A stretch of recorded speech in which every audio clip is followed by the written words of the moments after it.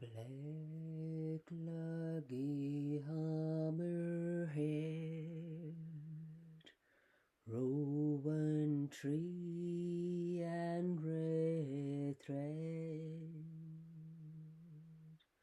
put the warlocks to their speed. Just the light will be my seed. Black loggy hammerhead, rowan tree and black thread, put the warlocks to their speed. Only lost will be the seed. Just the light will be the seed. Only peace will be the seed. Well, hello. I just wanted to make a little prayer because today it's my first hunger strike day. I never did an actual public hunger strike. I did them privately. Between yourself and the universe, I'm sure everybody has.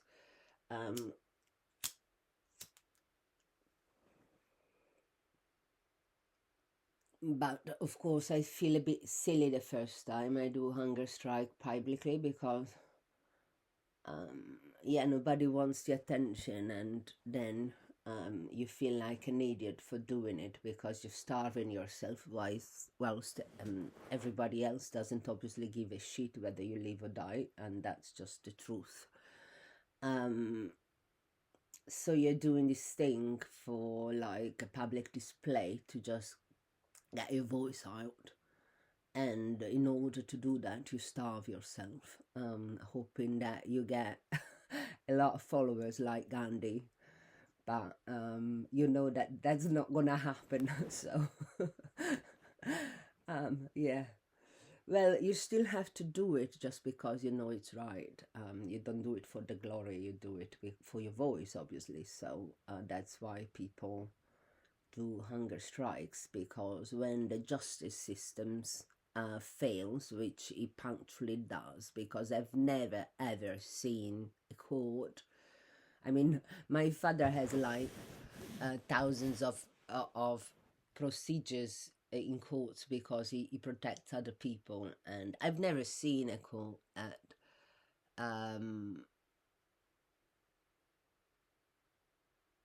just goes for the weakest. Like even when you win, when people win, the weakest parties win. The weakest and the ones that are saying the truth, obviously.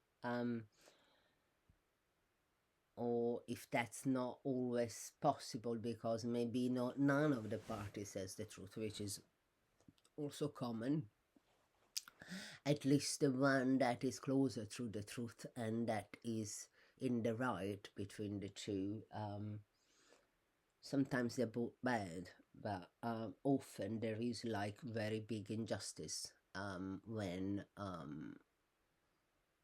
legal aid is involved, because people on legal aid don't go to lawyers if it's not absolutely necessary, and that is just true. Because it's just so difficult that you actually don't get a lawyer. I've been trying to get a stalking lawyer for like 5 years, especially the last 4, because I had a life-threatening assault, which I'm going to go in the course of these episodes, because I'm going to share my story with stalking, so my full story with stalking.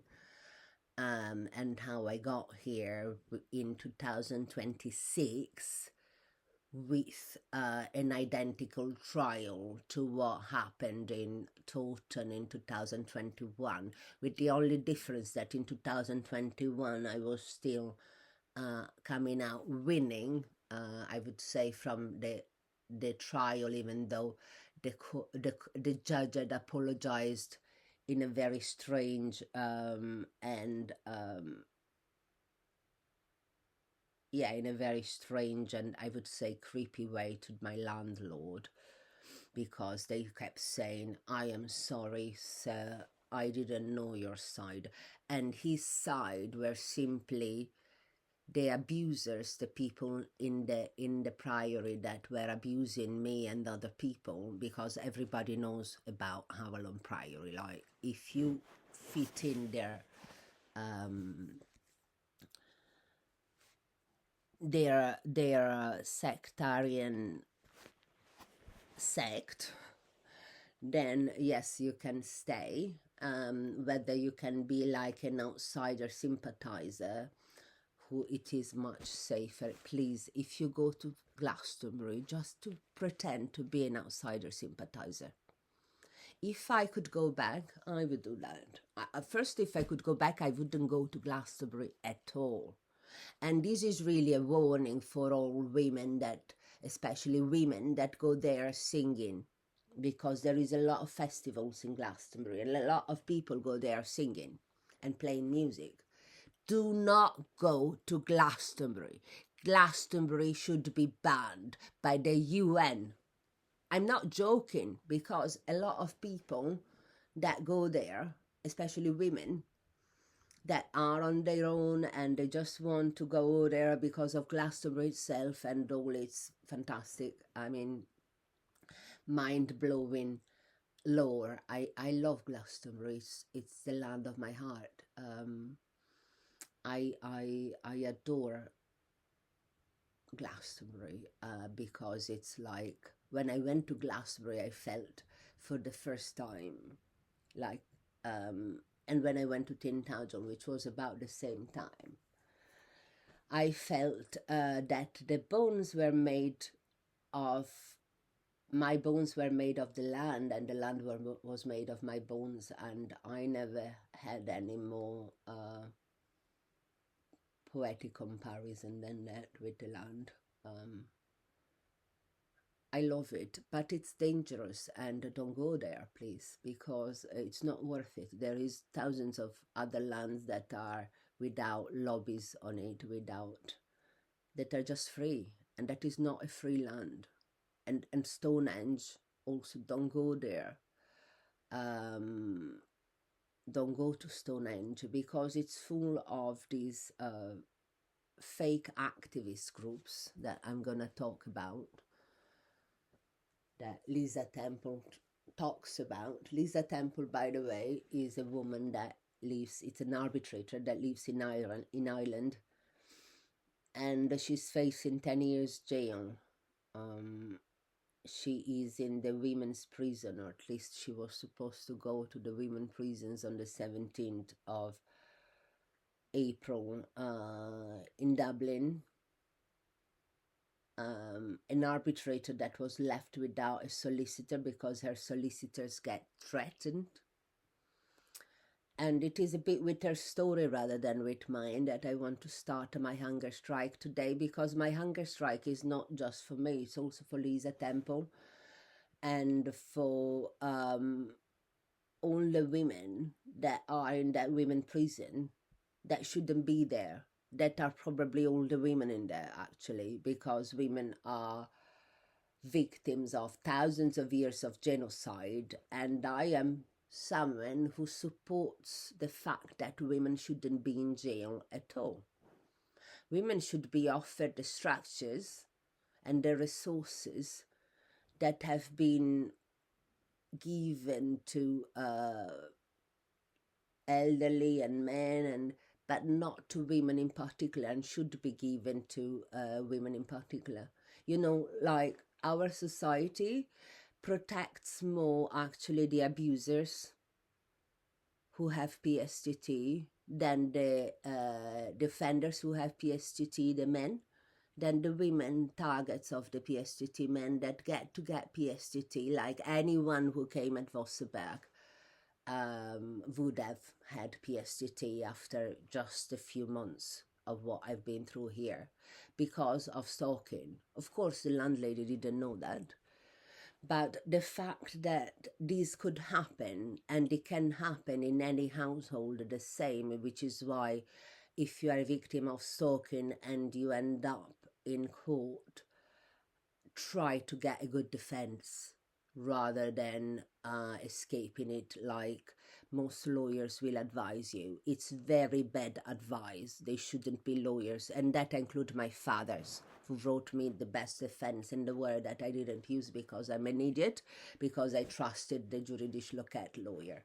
And that's no offense to Juridisch Loket, of course. They were trying to do their best, but their financial resources are very limited, and that's all it is. Like, if I look back at what happened on the 10th of April, I can see that was a lack of money because the Juridisch Loket lawyer needed to keep it small and just about rent, which is what it does. That he was very honest. He said, I can only do that, you know. The problem is that I was not allowed to deposit my defense. That would have been fine if I could have deposited my defense, but he didn't do it. He didn't let me, and that is not right, in my opinion. I have the emails about it, and that is not right, in my opinion, because even if he didn't agree, even if it addressed the criminal allegations, I was being criminalized after I've been caused miscarriage by a criminal who has been abusing and stalking and coercing me. At least I can demonstrate for the past 8 or 9 months from July, I don't know how many months is that, the moment that he knew that I had recognized him. And how can you go to your landlady and say, hey, I didn't end up here because actually I just clicked on the ad. I mean, yeah, I ended up here because I just clicked on the ad, but I didn't know that I ended up here because of that link. That was not like a thousands of phishing links. What you need to know is your contacts can send you phishing links, and phishing links are used to steal your money. I'm not talking about stealing money here, okay? I'm talking about the links that you get, the phishing links. These phishing links you can get from your contacts. For instance, once Charlie was going to play with his son in London, and he told me in his message, it was like an iMessage, and he wrote, I'm going to display in London, and he wrote the title, just the title, no link. And he told me to what theatre I was going. But what I got was his same message with a link.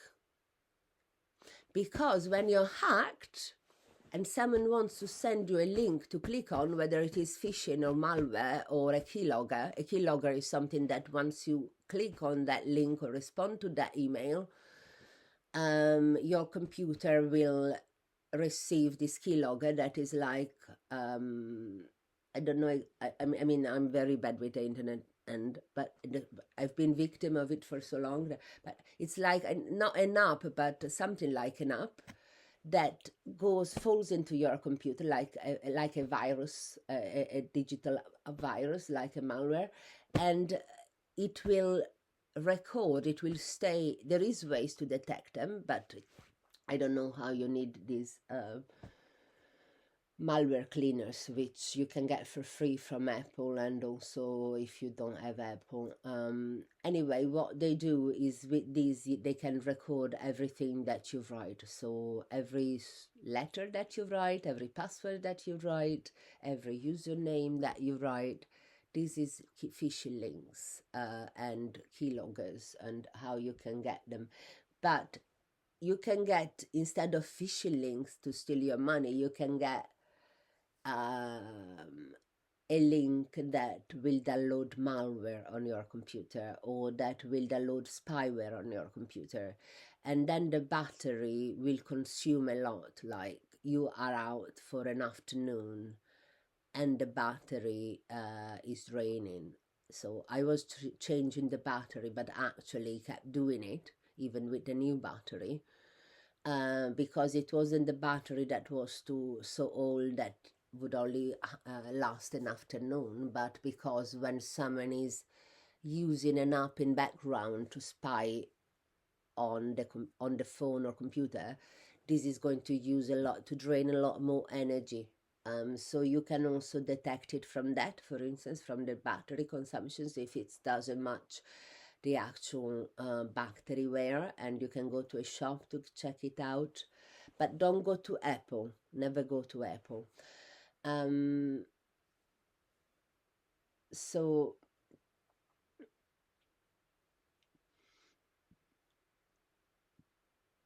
I decided that in every video before I start talking about stalking, so now I'm 15 minutes late, but it doesn't matter. I am gonna say at the point, even though stalking and gender violence has been normalized for thousands of years, because stalking always existed, even before the internet, when there was still kings and kingdoms, there was already stalking, and everybody knows about that, because before who got hacked were the doves. Everybody has seen that in movies and in fairy tales and legends that can be read out of books for who still lost that. Unfortunately, it's not my landlady, because if she had liked reading, she would have read these Native American books that I gave her that describe exactly our cultural conflicts and differences, especially that book that I gave her, that is Being in Dreaming by Florinda Donner, I think it was. That book is amazing, because it really does talk about what is the cultural difference between Western European and Native Europeans, as I call ourselves. Because, of course, if we come from the pre-industrial Europe, we are older than the modern Europeans, and the society that is the modern one, that springs out of post-industrial revolution, the post-illuministic revolution. It's very different, because after the Illuminism, your modern society, the white European modern Western society, based everything was around the fall of the God, actually, because you had an Abrahamic religion already in Europe when the Industrial Revolution happened. And the God became the mind, and if I am honest, the money. No longer God, and that is the Luminism, really. And at this point, the witch hunt that I have studied as a sociological phenomenon, because I am not one of those who says that witches were herbalists. That is a lot of bullshit. Maybe 3% of witches that got tried for witchcraft, were herbalists and healers, or carrier of an older faith.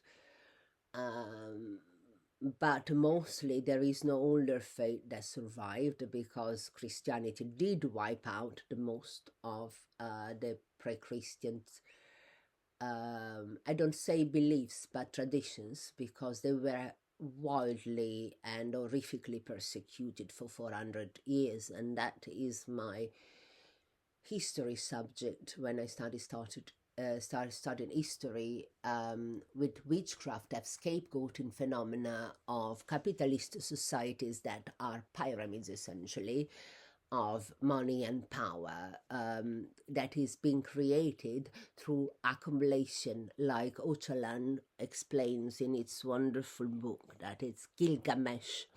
And Gilgamesh, it's a completely atheist book. I am not an atheist. I am not, well, more agnostic, I think. I would say that Ocalan is a man of great spirit and the best man in the world, probably, and is in the security jails since 1999. He's been is the leader of the Kurdish revolution. And some people think that because I support the Kurds in their own land to protect themselves, the civilians, from the armed international war that has been fought on the bodies, they say that I support, that I am a pro-army fight. No, please. I mean, I'm a pacifist, okay? But I am saying that the Ukrainian and the Kurds, during in their war lands, where they are attacked by the authorities, people have a right to protect themselves with weapons, yes. That doesn't mean that I am pro-army, please. I mean, that is pure ignorance and slander and defamation. That is disgusting. That is what was said about me in court. Why? Because I tell stories, fairy tales, like In the Name of the Rose. That monk, In the Name of the Rose, if you have seen the movie or read the book, that is always better than the movie usually. I've only seen the book. I've only read part of the book and seen the whole movie. And when I saw this movie the first time, I was 9 and I was in Rimini, near Rimini. And I used to have free access to the movies because my grandma was best friends with the ladies that owned the cinema in this place called Riva Azzurra. And that is near Rimini on that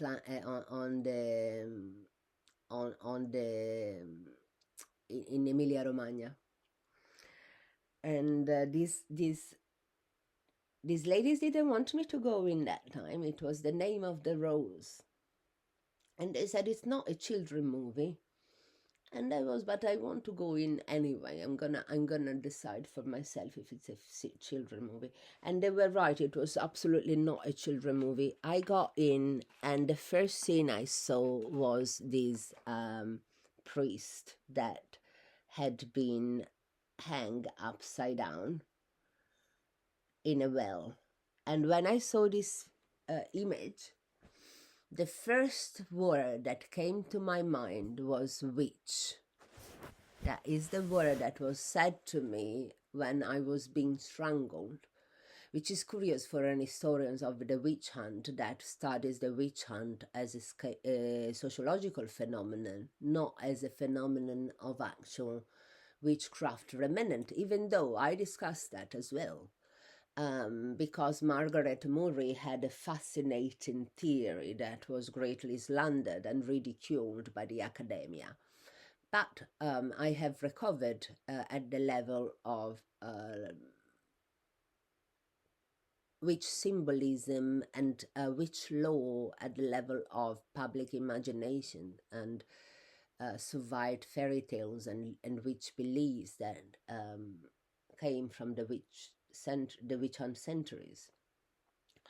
So what happened during the witch hunt that has caused me to be mocked myself as a witch, when actually I am someone who studies the witch hunt as a way to blame shift social tensions and faults and errors to the ones that are at the bottom of the pyramid. So, for instance, in the Middle Ages and in the early modern period, those people were midwives who gave birth to other people, and sometimes children died, They still do in the modern era. You can imagine at the time how many children died, how many women died of childbirth. And they had to blame someone because when you are about to give life and that comes, and I tell you, because I had 8 miscarriage thanks to the stalking. I'm not saying that all miscarriages were due by stalking, but all miscarriages were due by misplacement, and the last 3 were by stalking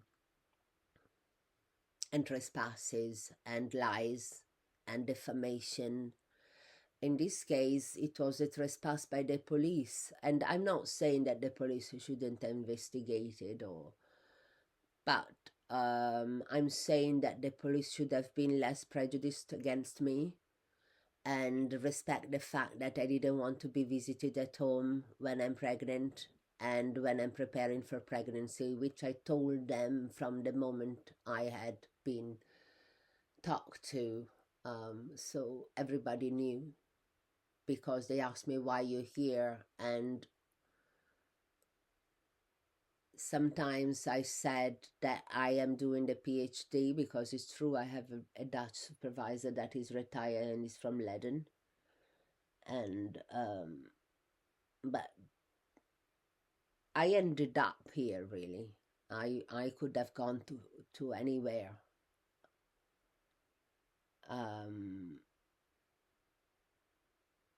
Like I ended up in Sweden. I was just passing by.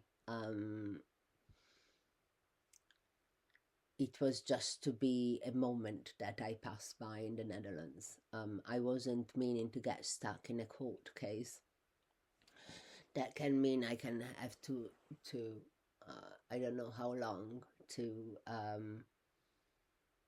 get this cleared, because this court case is closed now, but I am going to reopen it and do a counterclaim against the stalker, and I still don't know why, how, because this is the situation. So everybody thinks that there is free lawyers in the Netherlands or in Sweden. I didn't find, I mean, I called thousands of lawyers. I don't know how many lawyers in Sweden. And there is free lawyers, it's true, but it's very, very hard to get. Like there is free lawyers in Italy, but why would they work for you pro bonus when they can work for a lot of money?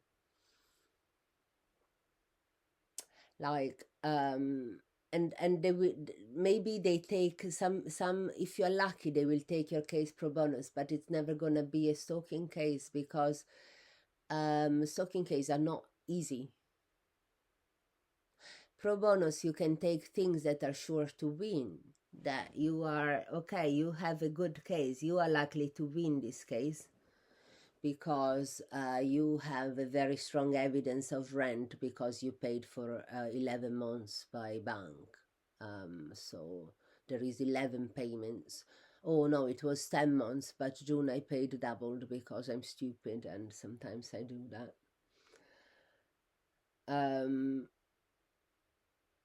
So for that cabin I paid like what, 300 euros? Or maybe 400, because that was pounds, 163 pounds, I don't know.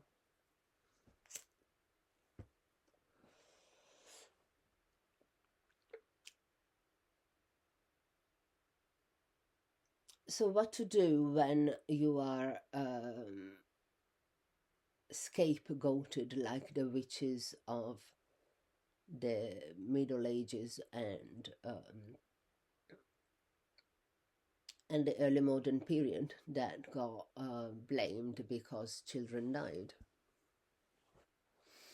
or they got blamed because just by being the marginalized woman that had no man protection, people were projecting on her the witch psychosis, because it was a collective psychosis.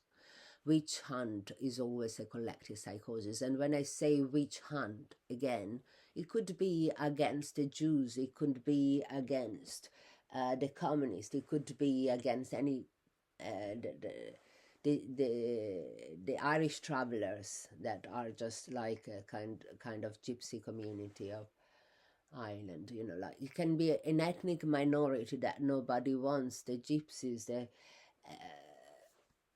I'm just meant the Native Americans, even, you know, like that. Everybody likes the Native Americans, but not in our Kokoja ceremonies to tell you that you are doing a lot of crap there.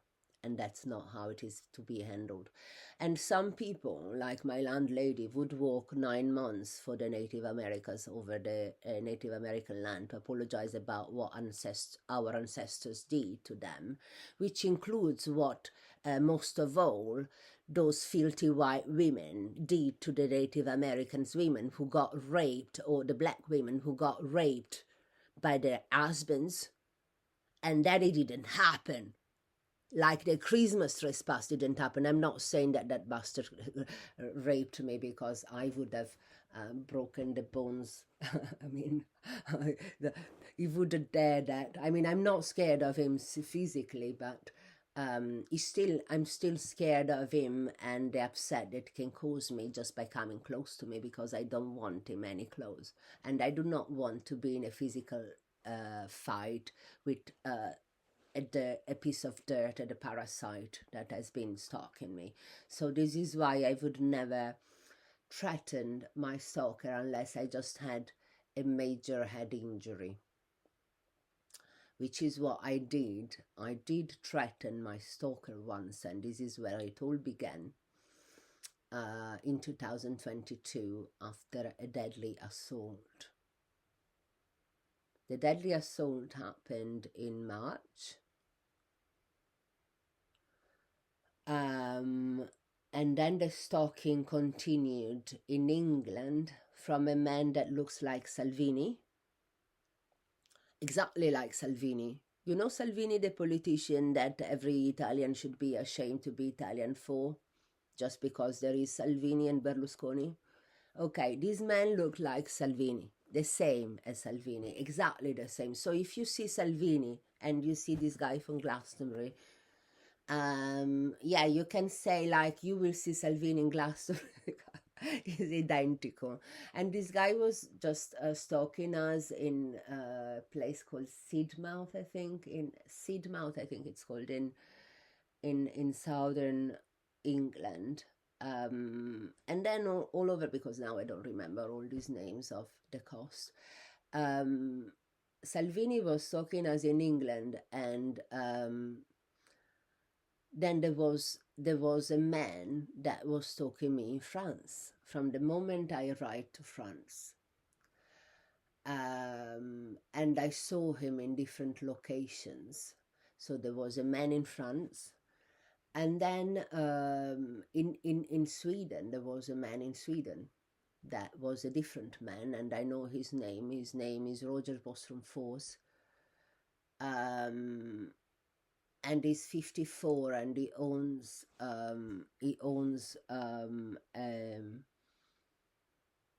a car company that I believe it's called ABC. And this guy was seen by me and other people and reported to the police, stealing my mail, or trying to, just checking out my mail. And my neighbors, the lady who sold me the house, the school that we are to do the museum and matriskola and the museum of druidry and refugee center for Ukrainian and Kurdish refugees. Yeah, that place. This guy was stealing the mail, and once was using a little boy, a thing for which I got forever ridiculed. But this is how these people are. Like, this is to tell you what these people are. It's homemade stalking, it's husbands, it's people with families. They even use their children. I am not joking, because this child was looking in our mail. Then I followed him. It was completely empty. When I talked to his mother, with a guy from the village, this woman said, first she told off the boy and said, I told you not to go and steal figurines in the mail, which is exactly what Oza said, that the little boy was just stealing figurines. um, which seems like they agreed because there was no figurines. You know that there is no figurines, and I knew that Oza would find some kind of story, but I don't know why. Why did she do that? Because I mean, it's hard to believe that I would have just found a stalker woman. That is not something that I'm gonna believe. So why was she just trying to dismiss it, and then she told probably the story to the parents, and so the mother said the same thing? I think so, because I don't believe that that old woman knows anything about what was going on there. And what was going on there is that this is like a community with 6 million users around the world. So I'm not going to say their names because they are too powerful and you don't want to challenge them in a video in front of the court addressing your home situation, because you're just hoping that this little creep that is just a little accessory of to that big community of 6 million users around the world, that community is a pyramid as well. And in that pyramid, wherever there is a pyramid, there's going to be witch hunt, which means scapegoating on those below. So, like for instance, I did a PhD in China and they didn't have courses in English. So they made me go to a course in Chinese in anthropology, which I understood nothing of, but I had to go, otherwise it wasn't fair on the students, they said. But this course was at the same time as my Mandarin Chinese course that was compulsory, because if you go and study in China, you have to study Mandarin, even if you're rubbish at languages like me. And so I had 2 classes that were compulsory, Mandarin and Chinese, Mandarin and Chinese anthropologies. And I had to choose to do Mandarin because it was the one that I understood the lesson of and that it was useful.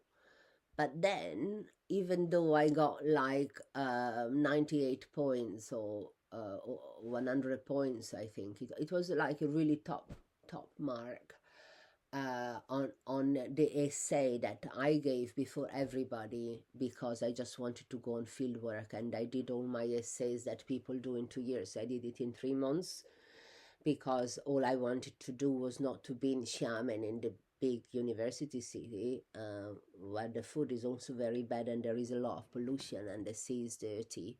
I wanted to go to Lugu Lake to do my field work on the matrilineal kinship and the matriarchal narratives and societies of peace. But I got completely scapegoated by the university, and they took me 10 points, which is a lot, to basically punish me because I hadn't gone to the course in Chinese anthropology. Not punish me, but like to penalize you. And why do you do that when it is your fault that they are at the same time and that the course is not available in English? I signed up for a PhD in English in China, not in Chinese.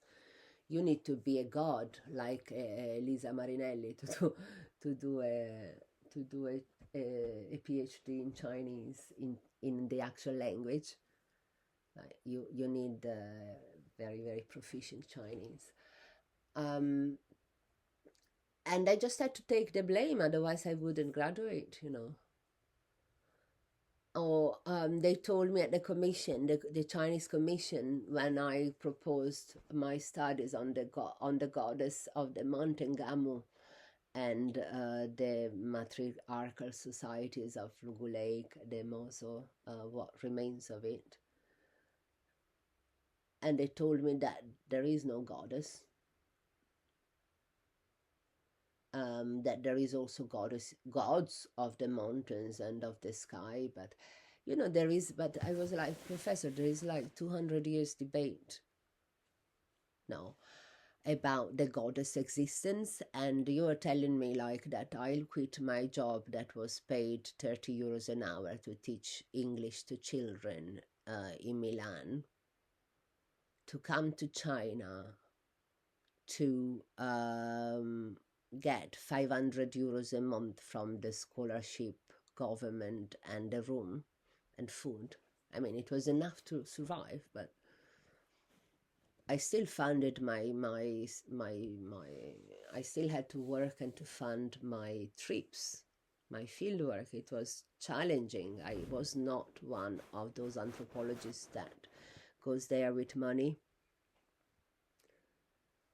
and pays for a translator. And so I had to take I had to take it, because that's China, and I knew that if I opposed to the commission during my exam, I would fail. I had to take all the corrections that they asked me, and what they asked me is to change completely the subject of my thesis, for which I left my job in Milan and went to China. And they said, you cannot study the goddess of the mountain and the matriarch in Lugu Lake. You are going to study the mozo and the cleaning of the house. The cleaning of the house. And I was, okay, professor, I'm gonna do that. And I told everybody, hey, I came to China not to study the mozo, the matriarchs of China, like the last matriarchs, but I came to study the cleaning of the house. Wow. Okay, professor, I'm gonna do that. I mean, what can you do? You are in China, like China is China. It's a dictatorship. It's at the top of the world. If just everybody didn't know. And so the Americans are dreaming if they're thinking that they're going to win against the Chinese, because the Chinese have thousands of years of civilizations, and even if they have modernized, they're going to kill us all, which is probably a good thing anyway. But yeah, sense of humor apart, I took it and just did my PhD on the actual subject that I went there to study anyway, because I didn't talk very much about the cleaning, but very little about it, probably nothing. And that's how it works. I just want you to think that way, because if you think about the pattern, it's like if you're looking at the painting when you're doing the painting, My landlady is like those painters that are staring at the painting far too close, like when you have, I don't know if someone ever gone to art school. I did some art school, and you have the model, and you cannot paint the model right if you just try to paint the model or draw the model. Your professor will teach you how to take the inclinations of a body and the structures of a face, so that you get all the inclinations and angles right, and then you can build around that frame. You can build the actual that is the Italian influence that we talked with the hands. You have the actual frame of the body, and then you can paint it, right?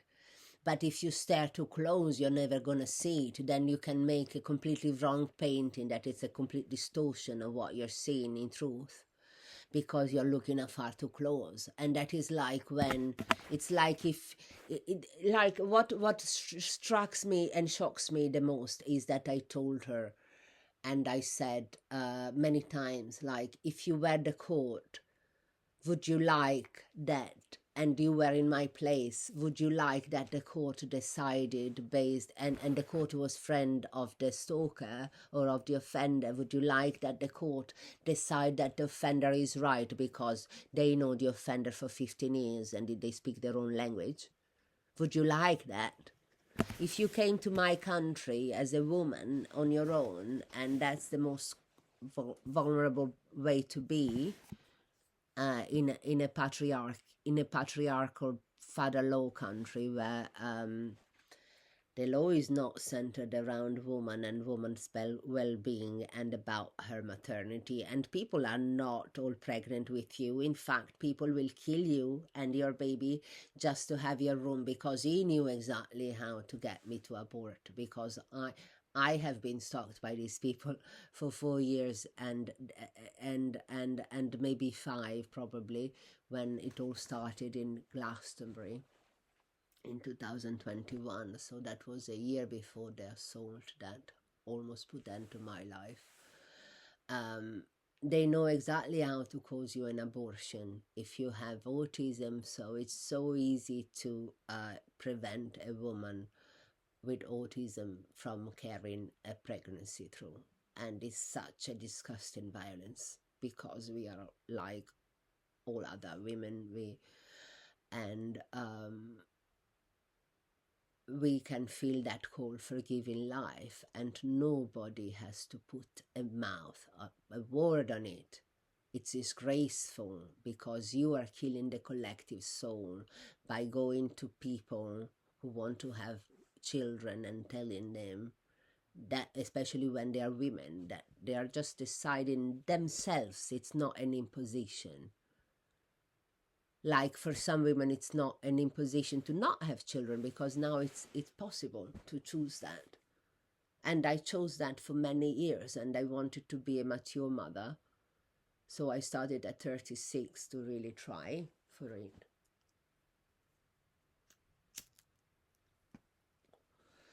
That is when I went to China to start my PhD.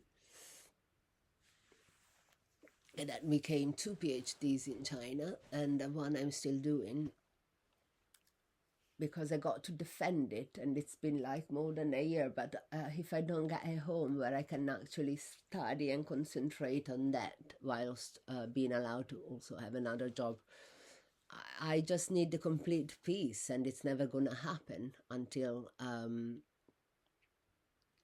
stalking is happening.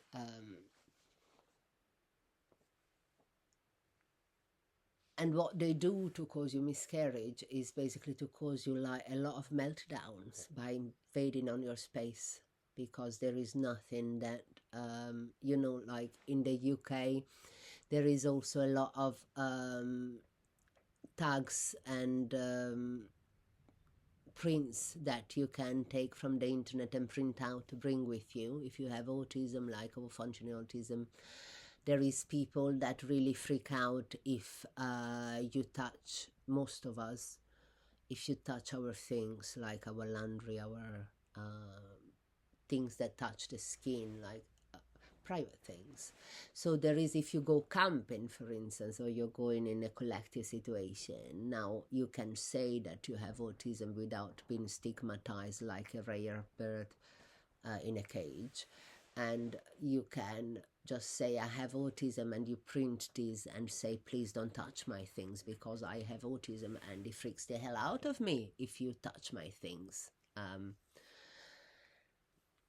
But people think it's funny. Some people think it's funny to continue to abuse you, so that you keep screaming and screaming and being really sick, and then the neighbors get to do not so concern and tell the police that you have been shouting against them, like those pieces of dirt of the neighbors whom I gave the keys and are 2 criminals, because if you accept my keys, my house keys, if I did it to you, what would you do?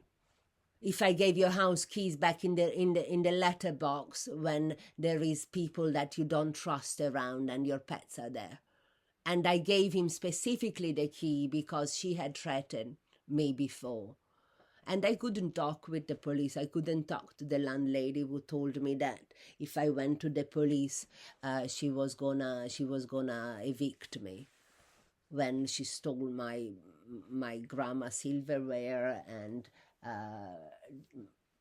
the ashes of a person whom I loved that I kept in my room.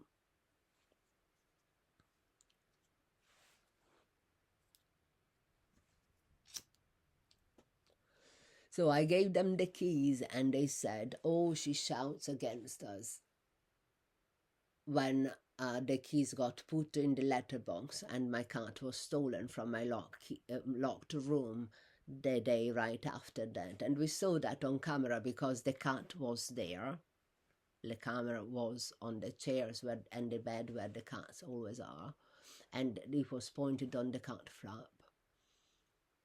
And the cat has disappeared, and we couldn't see retrospectively. We hadn't seen it going through the cat flap. It could have gone through the door because the cat flap was closed, both sides. That is why there was so much food in the room for the cats. And the food was not touched because the cats were going to be inside for the first 3 days and a half, and then free after the last 3 days, so that it wouldn't be too long that they would be going in and out without me there.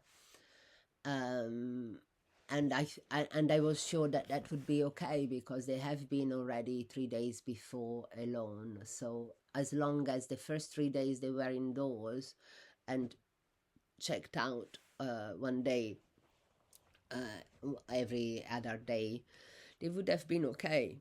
But my friend found them locked out. And that was made to cause me meltdown. That was because when my friend found them locked out, so she had to open the flap because otherwise they wouldn't be able to get back in. And she checked everywhere. There was no trace of them. There was no trace of their feces in the litter. There was no trace that they had drunk any water. And, we had been away for 2 days now, so they had only ate a little bit of food on the first day. And then on the second day, when the neighbor texted me to say, why don't you give your keys to the beach so that she can feed your cats herself? I knew that she was not a nice person, because until that point she had treated me like a friend and invited every confidence, and also told me very inappropriate things that were very, very rude and disrespectful if you're not my friend. Because if you're my friend, you can afford to say such things. But if you are not, that was very offensive, some of the things that she made, some comments about me and the landlady that were extremely sexual and rude when I was just recovering on a hammock from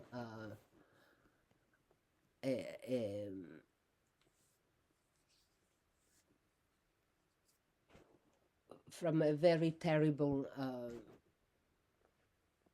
week in which this guy had been completely obsessing over me at the cabin. This cabin was completely see-through because it's all glass, and I had not agreed to stay there, and this is why I am so angry and resentful towards the municipality, because that was their duty to prosecute the landlady. And this woman at the beginning was really nice and saying, like, you should report her because it's illegal and she's using people like you, and very much agreed, but I didn't know how to talk to the landlady about that. And then all of a sudden she was like making comments that were just really inappropriate if she was not a friend, which she wasn't. And that is the same thing that other people here didn't make comments that were that sexual, but still, there were jokes from the moment I arrived. Julia made comments about having been in the bath together because, and I'm going to talk about these things and I'm going to address these things because this is also homophobia.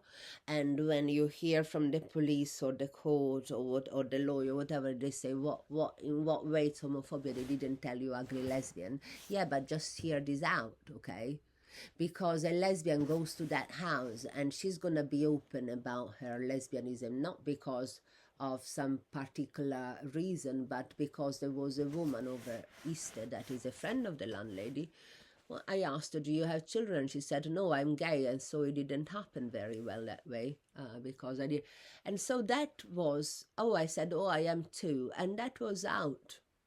Okay, it wasn't like I was trying to tell everybody, but it just was. And all of a sudden, I am there on work away, and they are already making jokes because I was wearing some kind of Indian sari, and she was wearing the landlady was wearing her, at the time was my host, because the first 6 weeks or 5 weeks or so I was on work away and giving my work instead of money for the rent.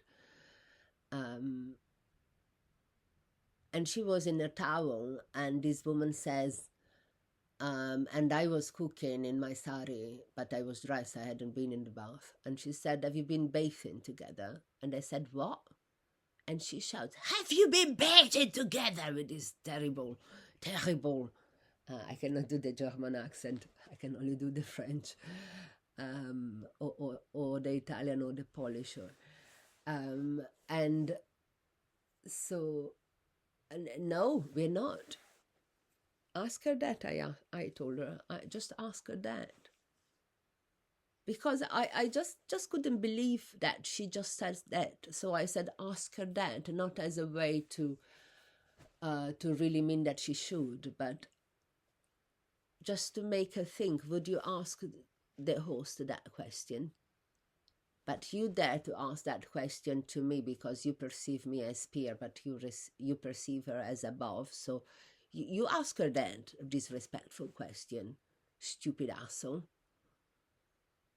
It's like when the landlady herself asked me what women do in bed, and I'm like, come on. Because I told her about my feelings for her, and then you ask me this question, and you're not homophobic. I mean, it's disrespectful. And people just presume that they can continue asking these questions. When I was 20, I was like already struggling with it. And I didn't have a very clear sense of my boundaries at that time, but I do now. And I think it's just unacceptable, because when someone straight goes to a woman and tells him his love, she's not gonna tell him what you do in bed. Does she? I mean, that's just rude, isn't it? That's true for everybody. And so she said, but what's love with you? So does it mean that that sex is not a big thing then? Because I was telling her that in the old society, like the Celtic old society of Europe, everybody was pansexual pretty much, it's not... so she was, well, does it mean that sex wasn't a big thing then? Because people just assume that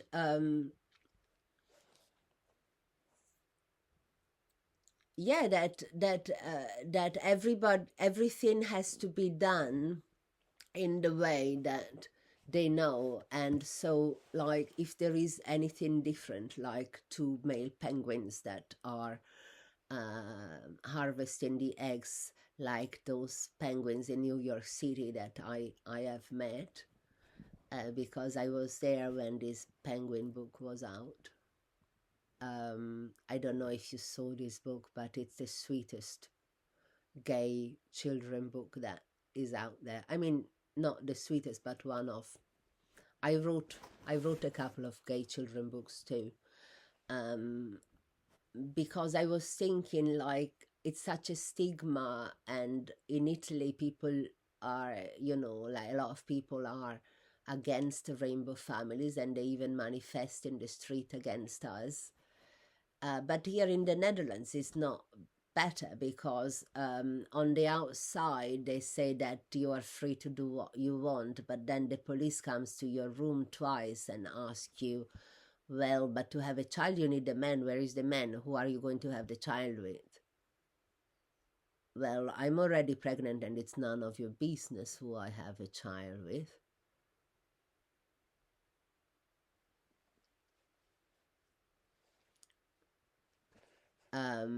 Because a woman can have a child on her own, but even in the Netherlands, you have to tell them that, hey, I came to your country because I thought it was pretty free. And yeah, they tell you that they manifest with books and tell you that you shouldn't have children, that only straight families can. And people don't realize how many are the ways in which you discriminate against people that do not have a man, just by telling them all the time that they need to have a man. Oh, that is hard. Oh, because you don't think that surviving stalking is hard. It's much harder than raising children, and it's much less satisfactory. I promise you, because there is nothing growing in life. It's just death. It's just loss.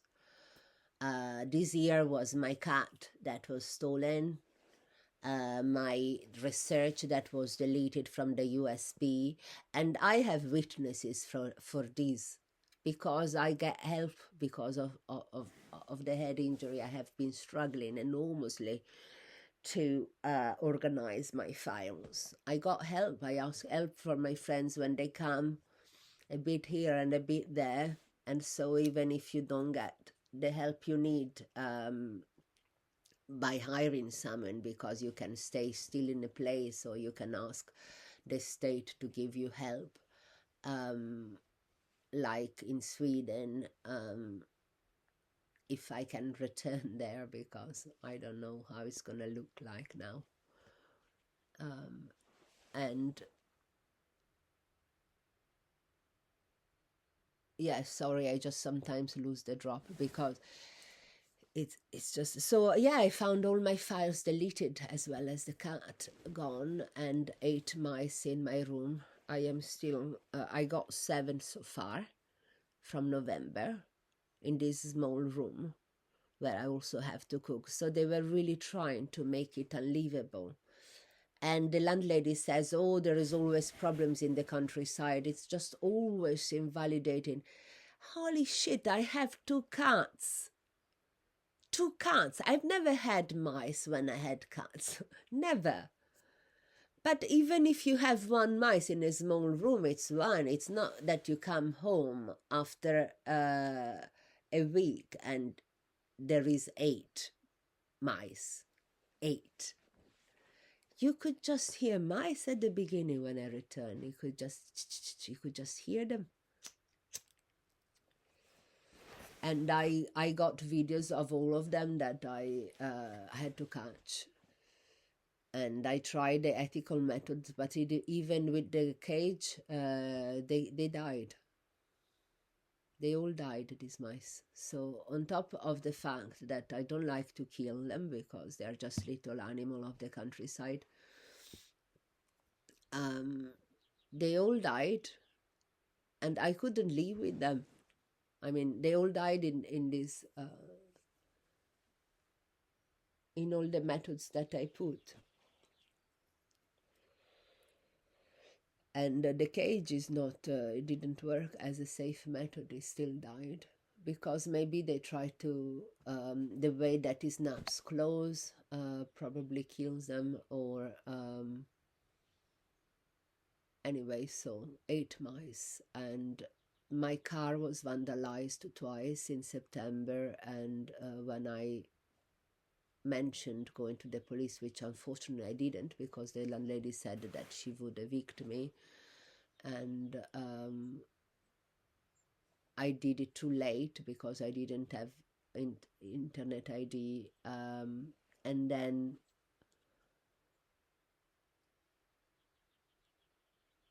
it happened at Christmas. And so sorry, not at Christmas, it happened now when I went to the lawyer, and then again a couple of weeks later when I went to another lawyer. At Christmas there was a trespass. that caused me head injury again. So I am a little bit sometimes, but I'm a lot better than I used to be. I mean, the Christmas one was not a big head injury, it was a mild one. So it only lasted, the disorientation, really for about 5 to 7 weeks. After 5 weeks, I started to be better, because I finished writing the chronology of the guy with the friend that was trying to help me to structure the restraining order for my family lawyer to do that from Milano. Because when you are a victim of stalking or domestic violence in a European country, you can ask your solicitor that you trust, if you have one in your country, wherever in Europe that is, to do a restraining order, like a temporary one, and then that is valid because it's a formal lawyer's request of no contact, okay? And then they put it at the court, they give it at the court in Italy, and then they send it to the court, or for instance in Italy in this case, because my father is in Italy, in Milan, and he has this NGO of lawyers, and then there is, and then you send it to the public prosecutor in the country where you want to do it, and it's a civil restraining order, okay? It's not a criminal one, so it's not a police one, but it's still valid. And the police told her that this wasn't valid and that was wrong.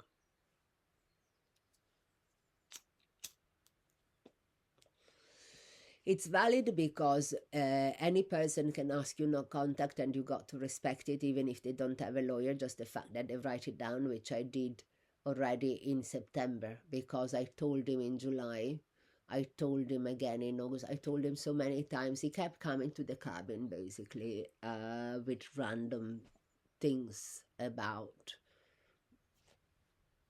just useless information, because he didn't need to tell me things on behalf of the landlady. The landlady could tell me for herself, but whenever she asked him to tell him things, he came to the cabin to tell me that, and she didn't believe it, but that's what was happening.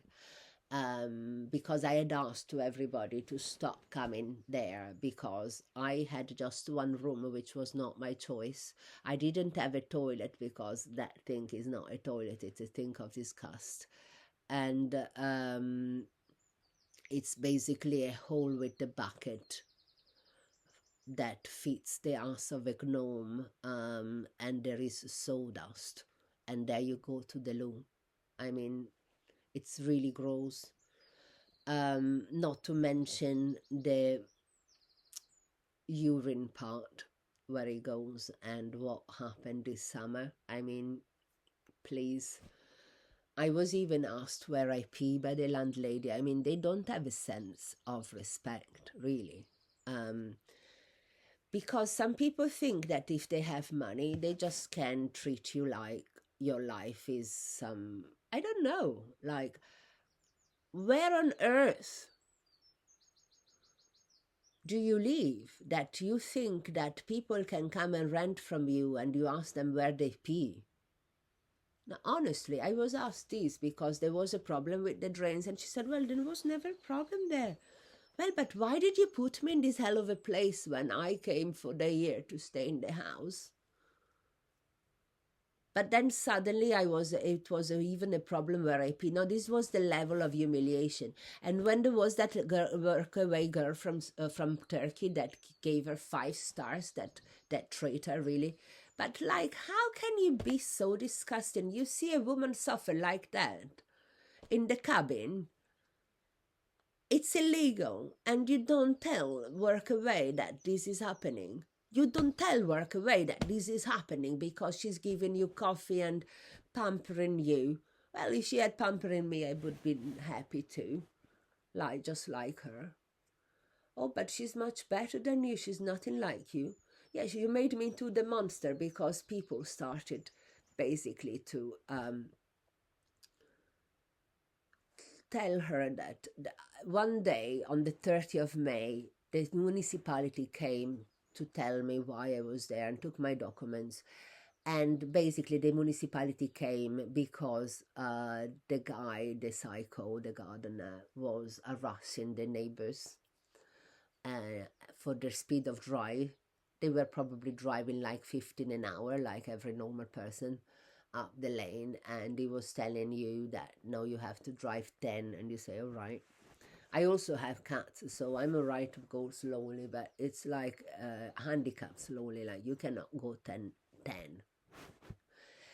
And so they were fighting with him because of these, and he was drinking and smoking at the same time while harassing them, because that's how you lose control. And so when you drink and smoke, you should be on your own and do some peaceful meditation things, not interact with the neighbors and being an asshole. And so that triggered to call the police, but it was all a distraction method that he and the stupid stalker with him, the woman, were doing together, because she was severely stalking me. And I have like the report about this, about what she did to my cat and to my car and to my property, because she stole from me. And there is nothing. There is no reports against this woman, and I have made 2 over the period of like from May to December. So it's giugno, luglio, agosto, settembre, ottobre, novembre, dicembre, 7 months. There is not even one report. That is strange.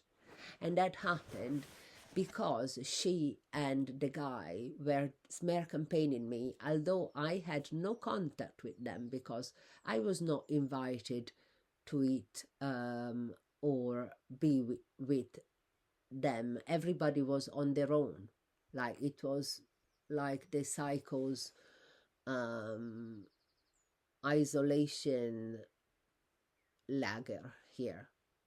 Like, you didn't come and work away to be with people and socialize. No, they were everybody on their own. So the landlady was on her own. The guy was on his own, and the other woman was on her own. And I was supposed to be on my own, so I was also on my own. And nobody was, in my opinion, I mean, I didn't see them talking together very much. So I didn't see people. But when I saw the landlady, she was like, oh, people are talking about how you talk. People are wondering if you have autism. Or people are talking about how you dress and how you speak and how you move. Oh, people are saying that you are showing off too much about... I mean, she didn't say it this way, but whenever I said that I had a qualification... because, for instance, okay, you speak about past life regression. Oh, I am a past life regression therapist. It's true. Oh, you're talking about English, and I'm like, oh, I am an English teacher. Oh, and then you're talking about the frescoes. Oh, I did the art school and I worked, and so that's just me, because when you have when you have been traveling around the world and people tell you things that they do, if it's something that you've done, you want to say it. It's just something that comes out before you can even think. It's not something that you want to show off. But this German was turning this verbal habit that most people have, because it's how you relate. Okay, I did this. I did, for instance, I did scuba diving, and I'm like, oh, I did this sea operator course, and I was going to do the scuba diving course, but I was scared. So I would also tell you I didn't do the course because I was scared.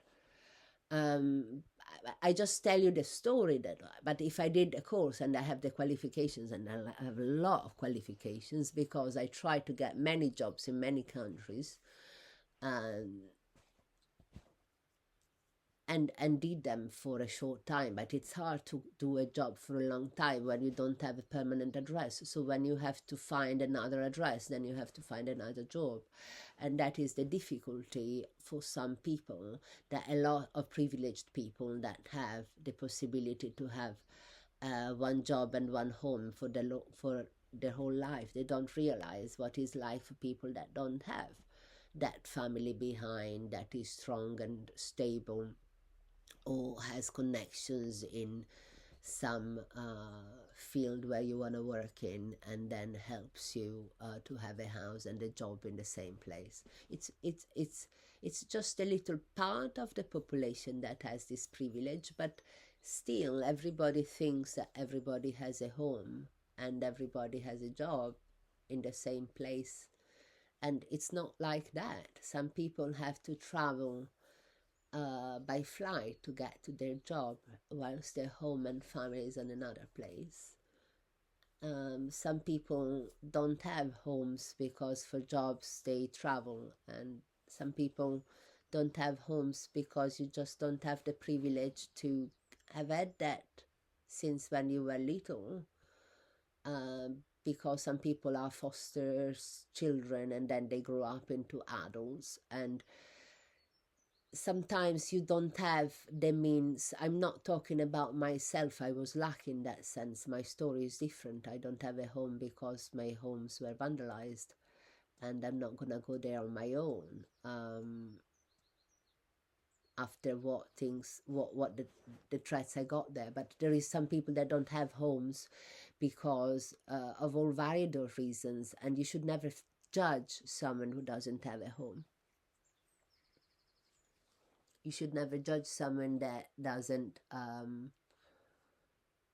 have what people give for granted. So I'm going to stop for now, because as you can see, I am just going to speak free for about an hour each time and just let the story comes out as it comes. There is no ordered way, and I don't think there is more information that is less important than the other, because it's just a general coming out of stalking. And when you have been isolated for many years, well, in this case it's just 4 years, but there is people that are children that grow up with abuse and on a daily level, and stalking from people that are friends of their family, and they don't get believed. And I just want to talk to you about this one thing, why they don't get believed when it's their own family, and it's so common. It's the same as the outsiders that don't get believed. It's not different. It doesn't matter if your family doesn't believe you, or if it's the word outsider doesn't believe you. It's because when they have to believe you, they have to upset the structures of their relationships. So if you are accusing a friend of your mom of abusing you, of raping you, or of your dad, or someone that works for the school, when you are maybe a minor, okay, the police, if it's good, they will help you, and the social services will help you, and they will make the story come out for you, and it's easier then. But then they will remove you from their family. But if they're not good, they will not remove you from their family, and they will not believe you. They will start saying that that child has mental problems, that maybe someone else abused that child before, and that child is just mental and sees sexual abuse everywhere. And this is already when the child that is the victim starts get psychiatrized for the sexual illnesses of the abusers. That is not the illness of the child. So the guy is doing gross things to the child, and the child is going to describe these things to the teacher. Then the child is disturbed, not the guy who did these things to the child.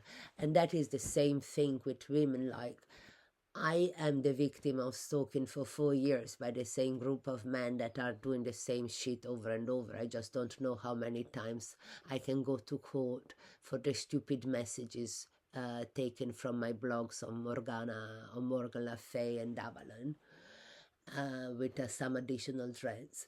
But anyway, like, yeah, what happens is they don't, that to denounce will upset the structures of the relationship.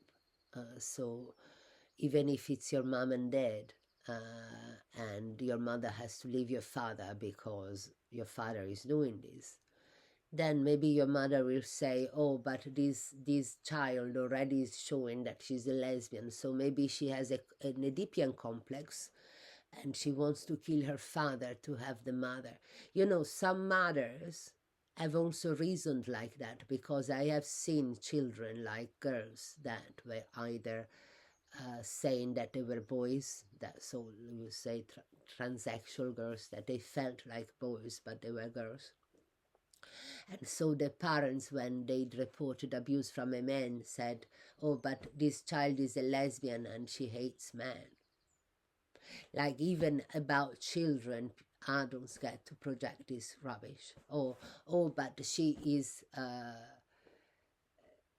if she like girls, maybe she's doing this because she wants the mother, or for herself, because there is something wrong with her and she wants to basically sleep with her mother. Like, they will just try to turn the story and psychiatrize the victim. And that happens in the institutions so much, even in the social services. And this is why, like, the first moment when I called social services to have help for my disabilities here, you know, I was, without being registered even, I was like very aware when this woman, I was talking to her about the harassment I got from the German on about the pregnancy, because I used to write wishes outside and put candles on the cradles, and she would just mess it up with her hands, and it was like she would break it with her hands and just leave it there. And I knew that it wasn't my cat, you know, that did it to these little wishes that I wrote. And as I told her about this, I told I told her that I had a shooting card, because I do target shooting, because I want to train as a bodyguard, since I cannot have one for those.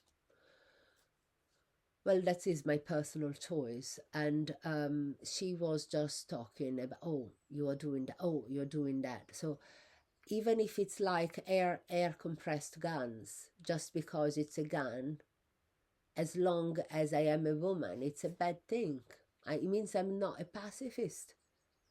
But do you know that in Sweden, every guy that I met can shoot, and that includes guys that are married to pacifists, and they have some kind of gun. Do you know that? I only made friends with men in Sweden, apart from a couple of, from a landlady in Eskilstuna and her sosia in Azoka. Then I only made friends with men in Sweden, and they can all shoot, but nobody tells a thing about that. But as soon as a woman does, you know, even if she's like a survivor, then it's bad that she wants to learn to shoot. It's bad that you want to have a gun at home and just shoot your offender if he just tries again, you know, to come through your door, which is a right to do. I mean, to at home, there is in some cases. I'm not saying that you can have a gun at home and just shoot people. Don't just misunderstand what I'm saying. I'm saying that there is situations in which you can apply to have a weapon,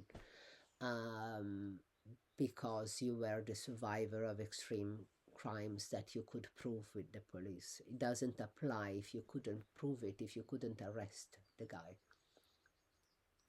but it's something to know that you can do, and that I am pro that. Doesn't mean that I am pro the war. I am pro the fact that if you got raped or almost killed by someone that almost broke your neck and almost make you paralytic for your life, that instead of going through that again, if you are you have been threatened of that for years and it's not healthy for you to live with that, it would be healthier if you could apply to have a gun at home, which I would certainly do, but not because I want to go and shoot. I mean, I do if I would when I can use it, but safely, because otherwise I would probably make some damage, like with knives. So when I can't chaos. So now I'm a bit better with target shooting, but I'm not someone that is extremely technical. But I do advocate that women absolutely should be able to carry to have guns at home for self-defense if they have been the repeated victims of hate crimes that have threatened their lives and their sexuality, because rape is worse than homicide, in my opinion. So I advocate that. It doesn't mean that I advocate wars at all, or that I advocate that everybody should have a gun like in the States, because just watch Bowling for Columbine. I do not advocate that stuff. No, no, no, no. I do advocate that women can have self-defense weapons that are spray, batons, electric shockers, all those things that prevent a man from destroying your body and putting his violence in your body. If you can just do it with a click and shoot him, yes, I think that the guy who tried to shoot to strangle me, if I could have shot him, I would have in that moment when he was almost strangling me, and I would definitely do it if he tried again. I don't think I am a bad person because of that. And if you think that you are mentally ill, I have to let you know, people. And I have to let my father knows as well, because yeah, he's also one that is all pacifist. Let's stop the violence. Yes, you stop the violence by stopping people who want to do violence on your body to do that on you. So if you have to kill him to do that, even the law, the law of the modern world, that is no law, because there is no law in these courts, accepts that you can do that, and I advocate that. But that became the subject of my eviction, that I have to talk about why I want to be a bodyguard, because if a woman is threatened in that way, or a person that is doing good work is threatened in that way, they need a bodyguard, because you cannot live with that amount of stress. And there is some good work out there that some people are doing that does get threatened in these ways, even though it shouldn't, even though it's just pacifist work. There is a pacifist, included myself, because when this all started, I was promoting non-violent communication and violent resolution communication in Glastonbury, and I got stalked by homemade stalkers that even use family to do that. And that's Glastonbury. The lobbies that I talk about, these groups, like it's 6 million users. Just check it out, because everybody knows what I'm talking about. 6 million of them. It's just normal people. And the normal people that belong in these groups, like there is one at the lake over here at the Pizza. That's the first person I met there was one of them. They have a name, and they don't know what happens at the top and how what they do to women. But I am just, with my speech disorder and my lengths and just my natural way of talking, going to let you know that nobody is too small to speak out. You can speak out with any speech disorder. Just speak your own way. Speak as long as you need. Who wants to listen will. Who doesn't. Make short and long videos to fit all tastes. And go speak out, girl, because you're not too small. Even if it's really hard and you will feel ridiculed and you will feel stupid, just do it, because you don't know how much courage I got from women that told the story out there and their thoughts. And yeah, just speak out. That's your voice is perfect, just even in all its imperfection and faultiness.